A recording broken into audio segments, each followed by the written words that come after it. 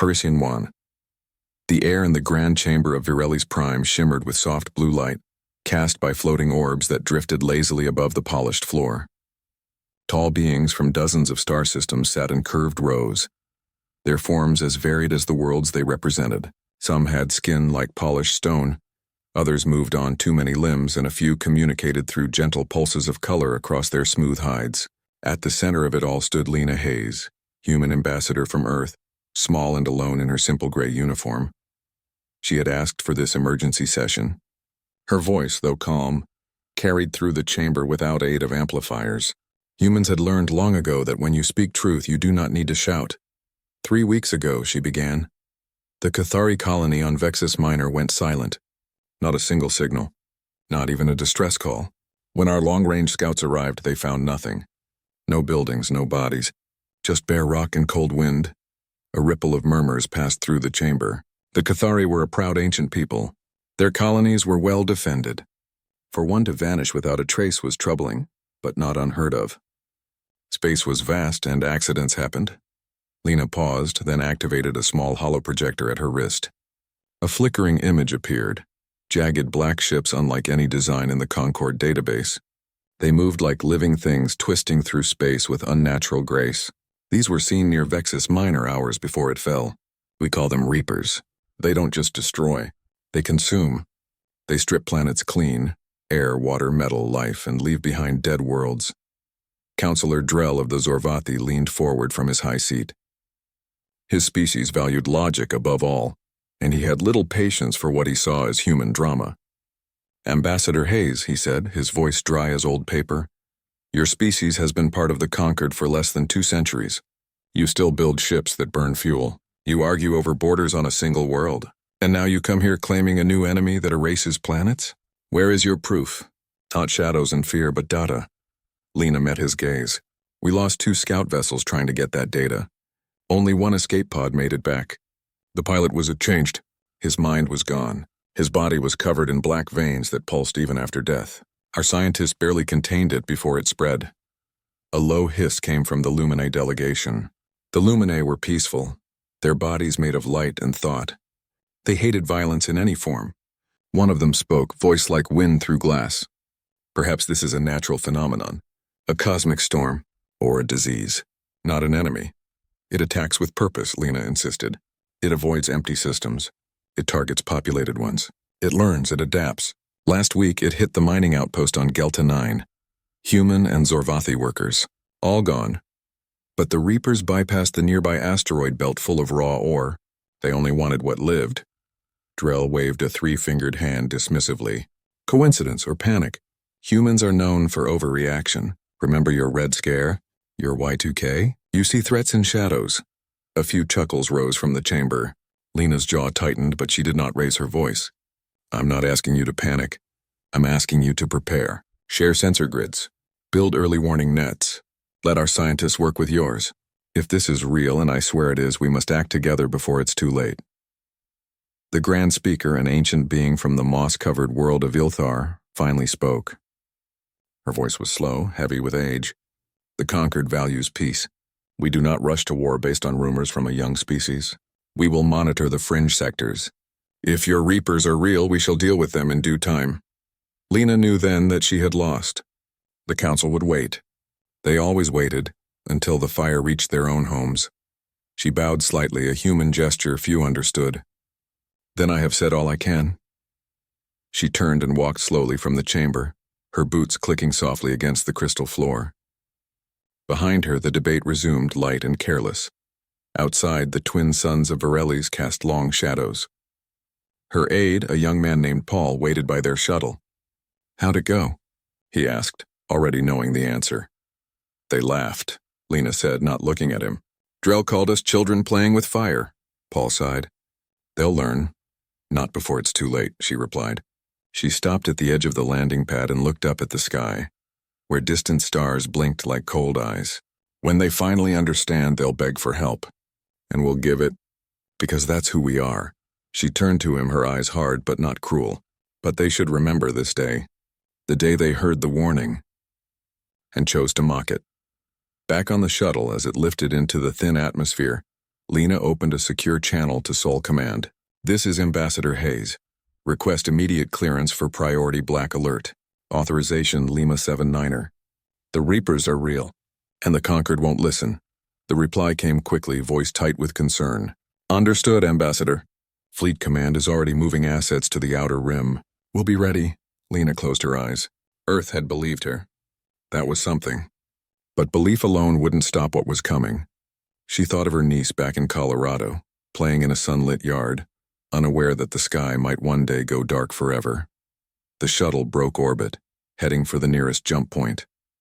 Below, Varelli's prime glittered like a jewel, beautiful, peaceful, and utterly blind. Weeks passed. The Conquered did nothing. Trade routes stayed open. Diplomats exchanged gifts and poetry. The fringe colonies sent worried messages, but those were filed under minor disturbances. Then, without warning, the silence came. First Vexus Minor, then Gelta 9, then 3 more worlds in as many days. No explosions, no battles, just nothing. Entire populations gone, signals dead, planets cold. Panic began to spread, but still the Council hesitated. It could be a plague, Drell insisted during an emergency session. Or mass evacuation we were not told about. Lena watched from the human observation gallery, arms crossed. She said nothing. There was no point. That night, as she prepared to return to Earth, a priority alert flashed on her wrist terminal. It was from Sol Command, marked with the highest urgency. She read it once. Then again. Her hands did not shake, but her breath caught in her throat.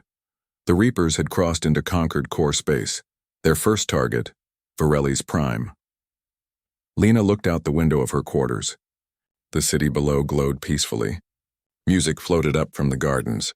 Somewhere children laughed. She activated her comm. "Get the shuttle ready. We leave in 10 minutes. Paul's voice came back tense. "What about the others? The refugees?" "There won't be time," she said quietly. "Not for them. But maybe for us to warn the next ones." As the shuttle lifted off, alarms finally began to wail across the city. Too late. Always too late.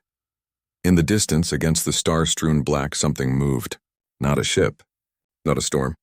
Something worse. Something hungry, and it was coming fast. Part 2. 6 solar cycles after Lena Hayes left Varelli's prime, the sky above the city of Luminar split open. Not with thunder, not with light, but with silence. The twin suns dimmed as if veiled by smoke. Then the Reapers came. Their ships poured from a tear in space like ink in water, twisting and spreading without sound. They were not metal, not flesh, but something in between. Black, pulsing, covered in ridges that opened like mouths. Within minutes, planetary shields flickered and died. Defense turrets melted before they could fire. The Lumini, who had never known war, stood in the streets and watched, their light flesh dimming in horror. Panic spread too slowly. There was no time to run. From orbit, Captain Daniel Brooks watched it all on the main screen of the UNS Resolute. His ship hung at the edge of the system, cloaked and silent. He had come against direct orders from Earth Command. They had told him to observe, to gather data, to stay out of it. But Brooks had seen the sensor logs. He had heard the last transmission from Varelli's, just static. Then a scream cut short. He couldn't just watch. "Helm," he said, voice low but steady. "Drop cloak. Signal all battle groups. Execute plan Iron Shield." The Resolute shuddered as its stealth field collapsed. Around it, 7 other human ships powered up. Frigates, destroyers, one old but tough carrier called the UNS Dakota. They were outgunned, outnumbered, and alone, but they moved like wolves. Brooks didn't wait for the Concorde to ask for help. He opened a wideband channel. "This is Captain Daniel Brooks of Earth. If you can hear this, get to the evacuation zones. We'll hold them as long as we can." No one answered. The Lumini had no military comms. Their networks were for art, for philosophy, for song.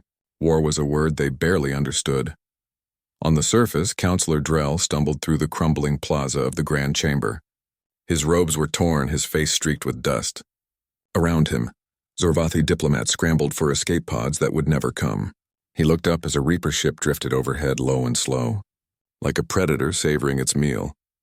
Then he saw them.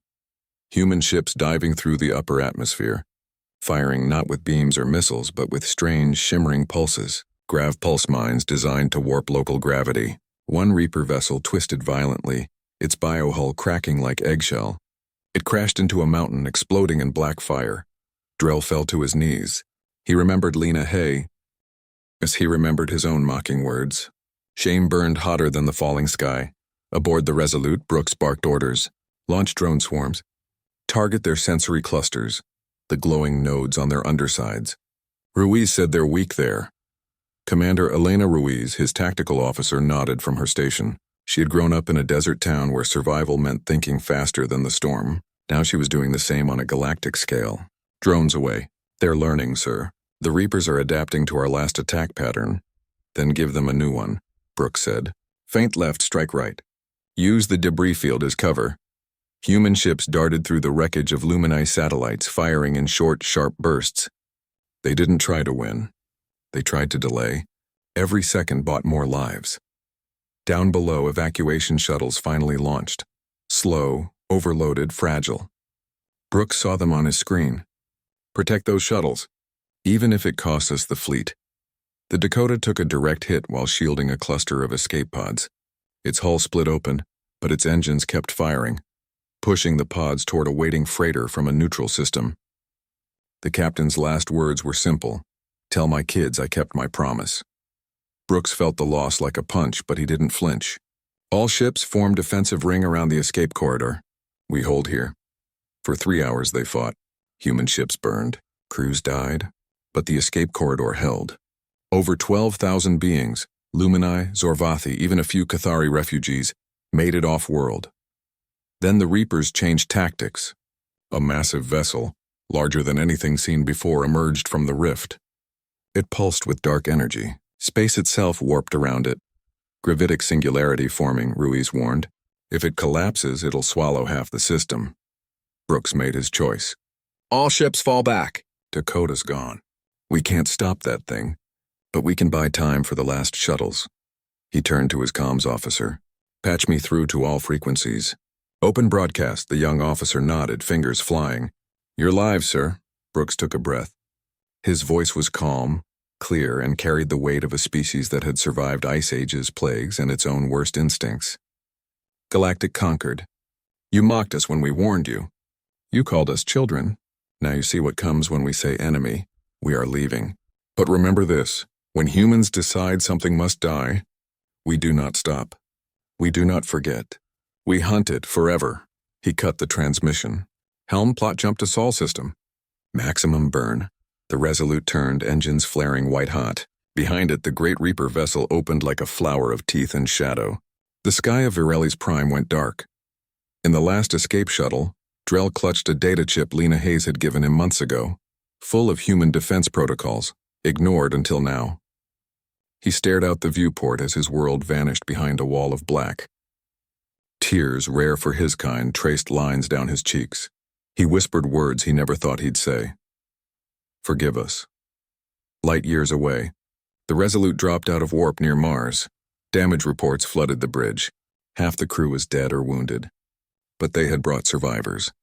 They had shown the galaxy what humanity could do.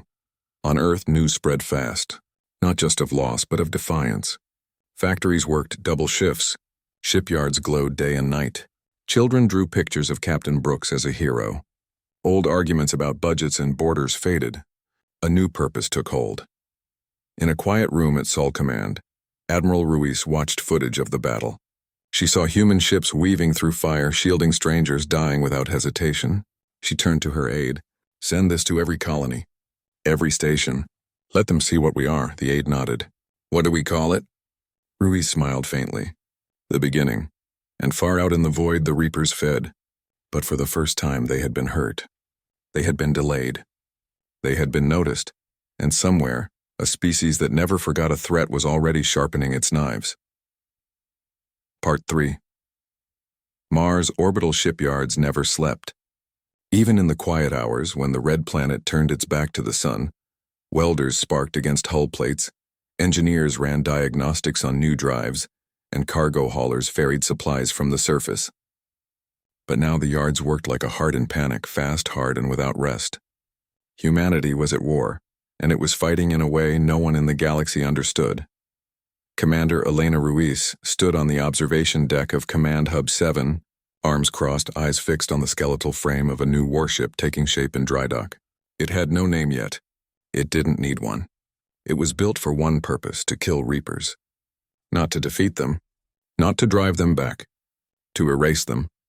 She had grown up in a small town in New Mexico, where survival meant reading the land, the wind, the silence before a storm. Now she read data streams, fleet movements, and enemy behavior patterns. The Reapers were not just machines. They were a hive mind, a single will spread across thousands of ships, and like any living thing, they could be hurt if you knew where to strike. Earth's High Command had activated Project Longbow after Virelli's fell. It wasn't a weapon. It was a way of thinking. While other species fought with honor, with rules, with clean lines between soldier and civilian, humanity remembered its past. It remembered total war. It remembered that sometimes to save the future you had to burn the present. Ruiz turned as a young officer approached. "Ma'am, the drone tests are complete. The new swarm AI adapted to Reaper countermeasures in under 3 minutes. Good," she said. "Load them onto the Orion-class frigates. We launch in 12 hours, the officer hesitated. The Concord just sent another message. They're asking us to stop using the neural static pulses. They say it's cruel." Ruiz almost laughed. "Cruel? The Reapers eat worlds. They leave nothing. Not bones, not memories, not even dust that remembers life. And they call our tactics cruel?" She shook her head. "Tell them we'll stop when the last Reaper is ash." She walked down to the briefing room where captains and squad leaders waited. Among them was Sergeant Kyle Briggs, a Marine with scars on his arms and fire in his eyes. His unit, Reaper's Bane, had boarded a disabled Reaper vessel near the Helios Belt. They came back with nightmares and answers. "The thing inside isn't just a ship," Briggs said, voice rough. "It's alive, like a giant worm with 1,000 mouths. It talks not with words but with feelings, hunger, fear, rage, and it remembers us. It knows we heard it." Ruiz nodded. "That's why we're changing tactics. We don't just attack their bodies. We attack their mind." She pointed to a star map on the wall. "We're setting traps. Ghost fleets, empty ships broadcasting fake signals will draw Reaper swarms into the Helios Rift.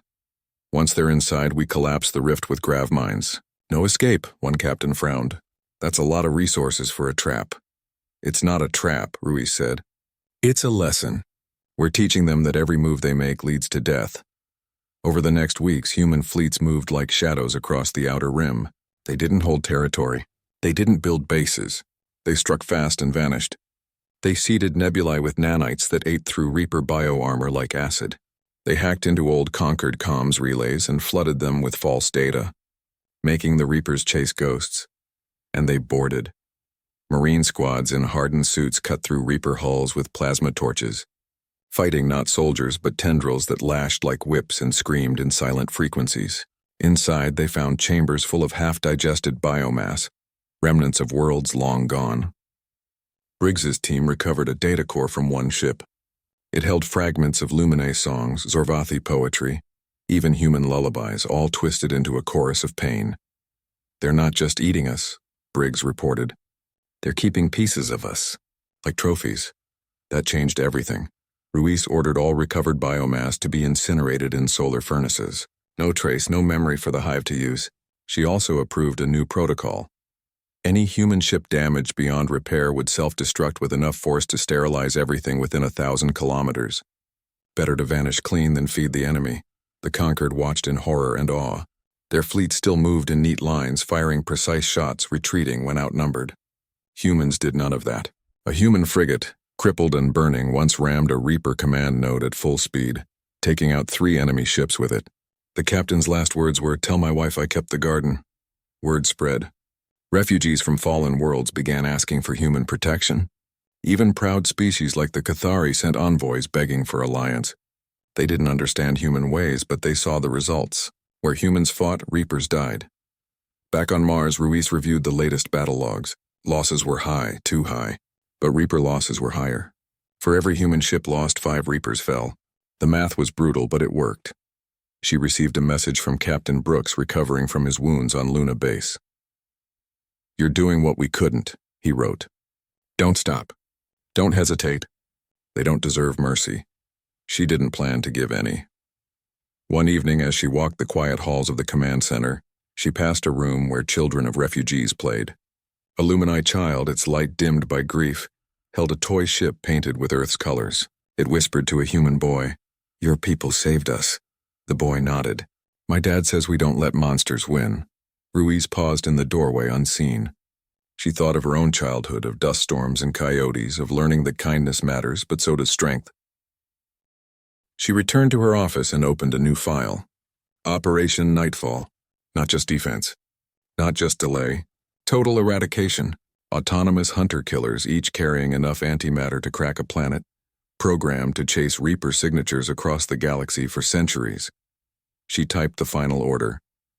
Deploy when ready. Hunt until nothing remains. Outside, a new fleet launched from the shipyards. Sleek, dark, silent. No flags, no names. Just purpose. Far away in the dead zones between stars, the Reapers stirred. They had learned to fear the small, noisy species from the third planet. They had learned that humans did not forgive, did not forget, and now they were learning that humans never stopped hunting. Part 4. The Concord was broken. Not by war alone, but by shame. Its great halls on the neutral world of Ilthar stood half empty. Delegations from fallen systems had no home to return to. Others refused to come, hiding behind quarantine walls or old grudges. The dream of peaceful unity had cracked under the weight of black ships and silent skies. And now, with the Reapers pushing deeper into core space, the remaining members did the one thing they swore they never would. They begged Earth for help. A message arrived at Sol Command, sealed with the Grand Speaker's personal code. It was short. "We yield command. Lead us or we die." Admiral Elena Ruiz read it twice. She felt no triumph, only weariness. She had warned them. Brooks had bled for them. Thousands of human sailors had given their lives to buy time the Concord wasted. But she also knew that if humanity stood alone, it would fall. The Reapers were too many, too hungry. She called a council of her own, captains, scientists, marines, even a few refugee leaders. They met in a plane room on Luna Base. No grand chamber, no floating lights. Just a table, chairs, and the weight of what came next. "We take command," Ruiz said. "But on our terms." No more debates. No more delays. When I say jump, you jump. When I say burn, you burn. If you can't accept that, stay home. No one argued. Even the proud Cathari admiral, his armor still scarred from Virelli's, bowed his head. "We follow." The new fleet assembled at the edge of the Cygnus Arm. Human ships formed the core. Battleships. Carriers, drone tenders. But now they were joined by Zorvathi logic cruisers. Lumini light sails retrofitted with weapons. And even old Cathari dreadnoughts painted with Earth's star and circle insignia. It was not a Concord fleet anymore. It was a human-led armada, bound by one goal: push the Reapers back. Their first target was the Helios Rift, a narrow corridor of warped space the Reapers used to move quickly between systems. Intelligence from captured biocores showed it was their main highway. Cut it and their advance would slow. Captain Daniel Brooks, healed but still limping, stood on the bridge of the newly refitted UNS Resolute. He was no longer just a captain. He was the spearhead. Ruiz had given him the most dangerous job: lead the decoy fleet into the rift and draw the enemy in. "Ghost signals are live," his comms officer said. "We're broadcasting a full evacuation convoy, fake, of course." Brooks nodded. "Let's make it look juicy. Add some distress calls. Make them think we're weak." The Resolute and 12 other ships, mostly older models, patched and refitted, entered the rift at half speed. They flew like prey, engines sputtering, shields flickering. To any observer, they looked broken, fleeing. It worked. Within hours, Reaper signatures bloomed on long-range scanners. Dozens of them. Then hundreds. They came fast, drawn by the scent of fear. "Here they come," Brooks said. "All ships hold formation. Wait for the signal." Deep in the rift, hidden behind asteroid clusters and ion storms, the real fleet waited. Ruiz watched from the command ship UNS Vanguard, her fingers resting lightly on the console. She had spent weeks planning this. Every mine, every drone, every escape vector was mapped in her mind.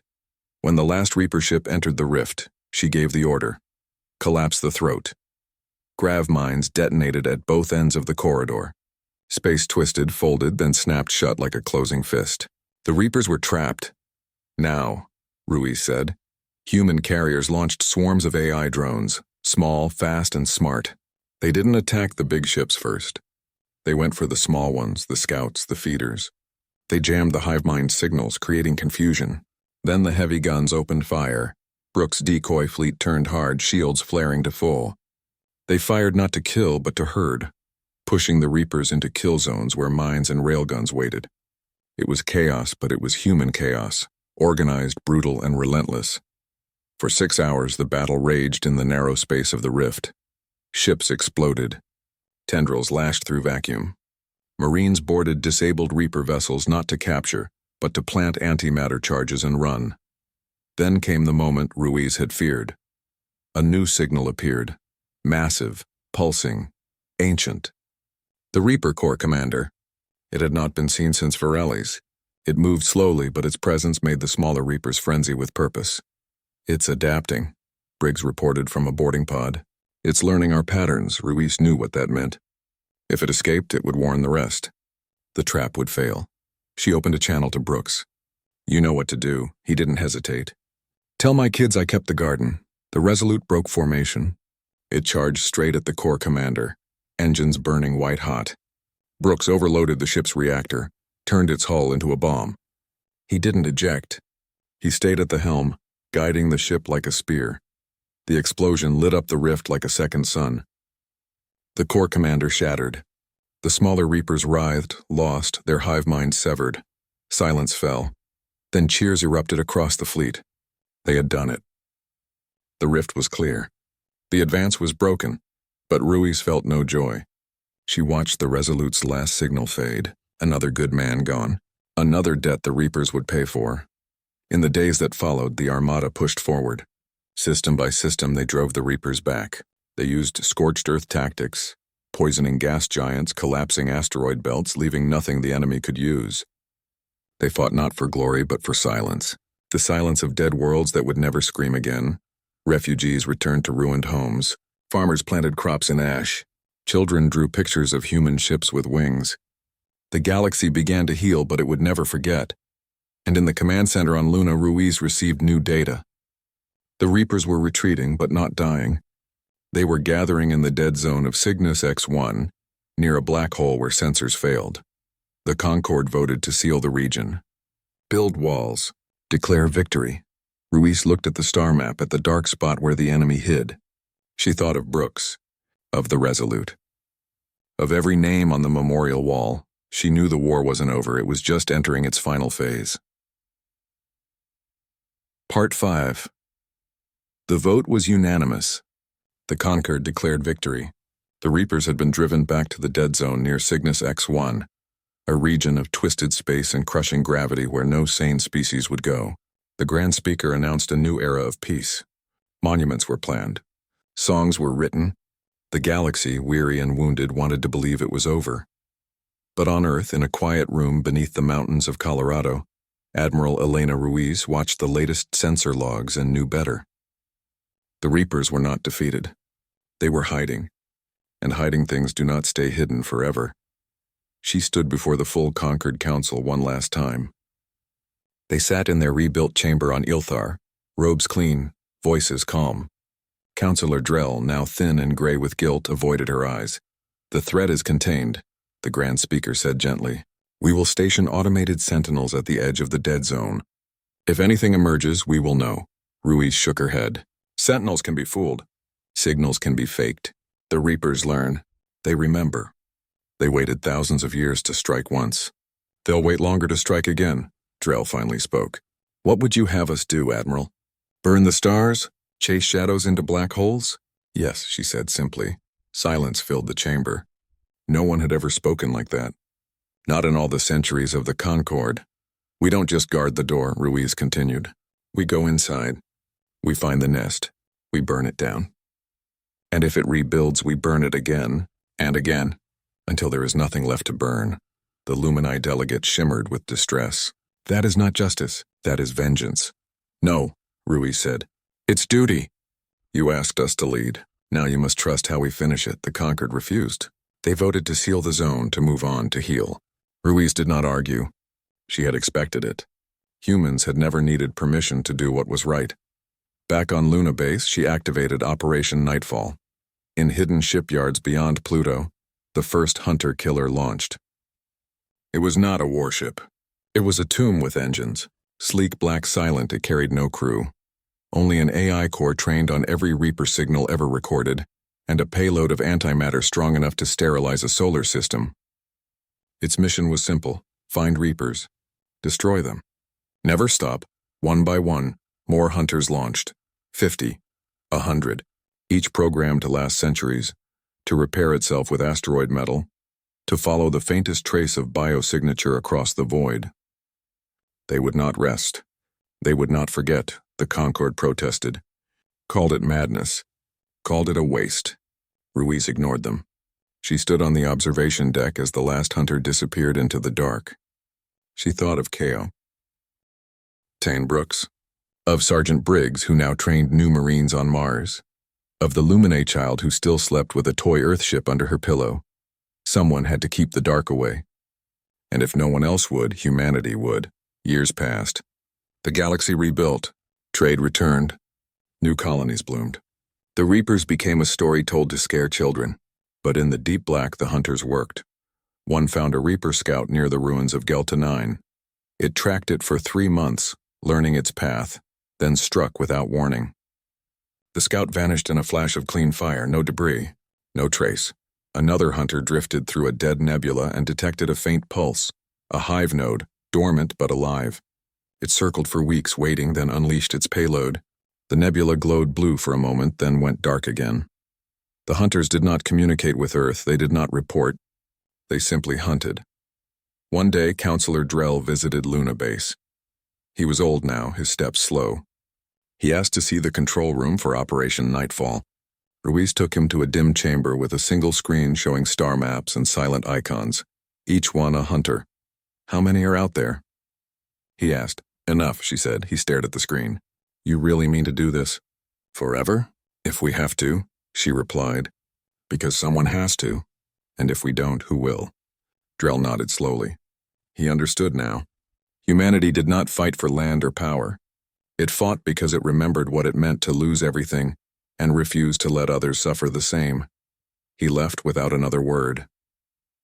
Decades later, Ruiz stood on the same observation deck, her hair white, her back bent. A young officer approached with a report. Hunter 7 Alpha just sent a final burst. It engaged a Reaper cluster near the Andromeda Fringe. Signal lost, Ruiz smiled faintly. Good, one less. She looked up at the stars. Somewhere out there, a hunter was still flying, still watching, still waiting. The galaxy slept peacefully, unaware of the silent guardians in the dark. But humanity knew, and that was enough. Far beyond known space, past the edge of maps, a lone hunter-killer drifted past a derelict Reaper vessel. Its sensors pinged once. A faint biosignature pulsed deep within the wreck. The hunter's engines flared to life. It turned, locked on, and accelerated into the void. The hunt continued forever.